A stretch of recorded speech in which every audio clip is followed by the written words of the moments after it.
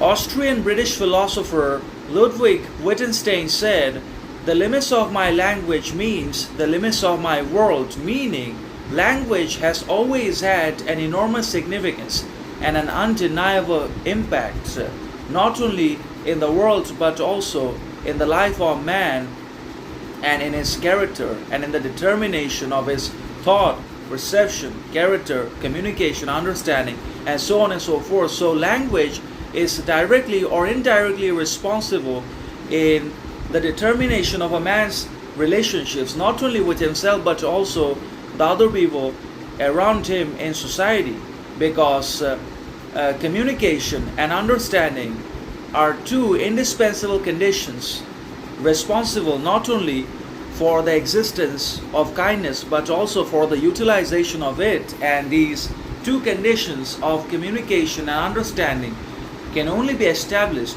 through the application of a certain kind of language.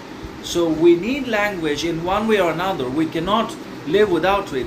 We cannot say that because we have power, influence, and wealth in our hands, now we just don't need any kind of language, because if we do so, then we will not be able to communicate with anyone, and therefore we also will fail to understand any sort of communication, understanding, or intelligence with other people in any significant manner. And that's why when we are limited in terms of our understanding of language, or if we do not know multiple languages at the same time, then we also significantly restrict our ability to communicate with people of different kinds in society that belong to different religions, ethnic groups, communities, etc. Because in a society there are distinctive people that speak distinct languages. So the more languages we know,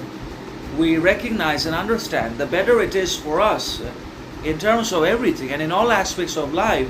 And the lesser we understand one particular language, then we obviously are in a great deal of trouble. And if we don't know a lot of languages, then also we will face a great deal of difficulty and challenge in navigating circumstances and situations, not only in our country but also when we go to different places and locations.